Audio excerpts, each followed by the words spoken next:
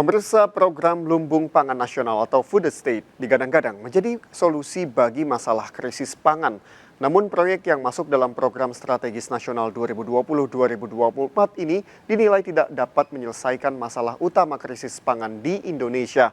Sejumlah pegiat lingkungan menilai program Food Estate justru memicu krisis iklim dan kebakaran hutan.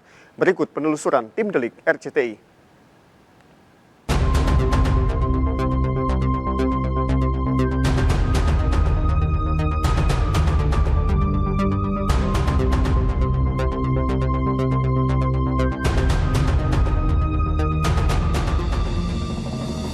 Program Lumbung Pangan Nasional atau Food Estate telah ditetapkan pemerintah sebagai antisipasi terhadap kelangkaan pangan akibat pandemi COVID-19. Namun proyek yang masuk dalam program strategis nasional 2020-2024 ini dinilai tidak dapat menyelesaikan masalah utama krisis pangan di Indonesia. Sampai 2 tahun ini kita belum melihat ada satu sumbangan yang serius, yang besar pada ketersediaan dan produksi, kalau ngomong beras ya, misalnya beras nasional. Nah, lagi-lagi saya ingin katakan bahwa jangan-jangan saya selalu menganalogikan kita mau ke Jakarta, tapi naik keretanya malah ke Sukabumi gitu. Kita lihat ya dalam kurun 2 tahun, tujuannya kan meningkatkan produksi ya, kemudian memperkokoh ketersediaan pangan di nasional gitu, kemudian kesejahteraan petani juga sempat disinggung dalam wacana awal gitu ya, dokumen awalnya. Itu kalau sekarang dievaluasi dan belum menunjukkan keberhasilan seperti yang dibayangkan di awal, harusnya bisa katakan demikian. Kita bisa mengatakan bahwa proyek ini gagal dan harusnya ada sebuah koreksi besar. Terlebih program Food Estate seolah mengabaikan permasalahan sesungguhnya yang terjadi terkait kelangkaan pangan, yakni tingginya lagu konsesi lahan pertanian. Data Kementerian Pertanian, alih fungsi lahan pertanian mencapai 100.000 hektar per tahun. Sementara Yayasan Madani menyebut sepanjang 2000 hingga 2015 laju alih fungsi lahan pertanian menjadi non-pertanian mencapai 96.512 hektar. Dengan laju sebesar ini diperkirakan lahan pertanian akan berkurang dari 8,1 juta hektar pada 2015 dan diperkirakan menjadi sekitar 5,1 juta hektar pada 2045. Dengan demikian bisa diprediksi ketahanan pangan di Indonesia di masa depan justru semakin terancam. Jadi selama seperempat abad ini seluruh program food estate di Indonesia gagal. Impor pangan kita semakin lama akan semakin tinggi. Dalam 10 tahun terakhir saja, kalau kita lihat tahun 2008 ke tahun 2018, untuk 8 komoditas utama, impor kita melonjak hampir 20 juta ton. Dari 8 juta ton ke 27,6 juta ton. Dan kalau ini tidak kita tangani, hampir pastilah, saya pastikan semakin lama ketergantungan kita terhadap impor pangan semakin lama semakin tinggi. Program Food Estate juga dinilai tidak memberikan akses kepada para petani kecil. Proyek ini dituding hanya menguntungkan korporasi pertanian skala besar baik BUMN maupun swasta.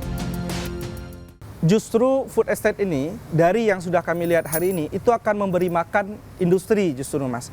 Tidak memberi makan masyarakat secara keseluruhan di Indonesia ini, bukan untuk individu-individu yang ada di Republik ini, tapi untuk mensuplai industri. Sehingga upaya pemerintah menjaga ketersediaan pangan dengan mengalihfungsikan kawasan hutan ataupun lahan gambut justru bertentangan dengan prinsip pelestarian lingkungan. Padahal pemerintah seharusnya mengatasi laju alih fungsi lahan pertanian akibat pembangunan dan industri, bukannya membuka lahan-lahan baru untuk dijadikan proyek food estate dengan mengorbankan hutan alam. Solusi utama itu adalah bagaimana pemerintah itu melindungi kawasan pertanian atau lahan-lahan pertanian produktif masyarakat yang ada saat ini, yang tersisa saat ini, gitu. Selain melindungi ini bisa diwujudkan dengan tidak menerbitkan izin-izin, gitu ya, atau menjadikan lahan pertanian ini sebagai konsesi dari izin industri ekstraktif, gitu. Tidak mengalihfungsikan. Kebijakan food estate sendiri juga dinilai menjadi ancaman serius yang memicu kerusakan dan kebakaran hutan. Pasalnya, tak sedikit lahan food estate yang awalnya merupakan hutan alam dan lahan gambut. Bahkan pembukaan food estate di kawasan hutan juga berpotensi memicu krisis iklim akibat semakin berkurangnya tutupan kawasan hutan. proyek food estate tersebut, terutama di Kalimantan Tengah, ini akan menjadi pusat bencana kebakaran hutan dan lahan lagi.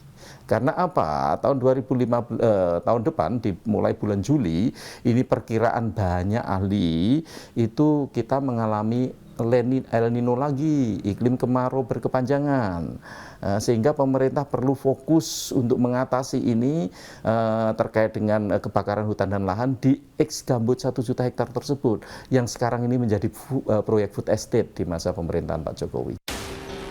Food estate yang sedianya menjadi solusi bagi kelangkaan pangan justru seakan menjadi alasan pembenar untuk melakukan pembabatan hutan.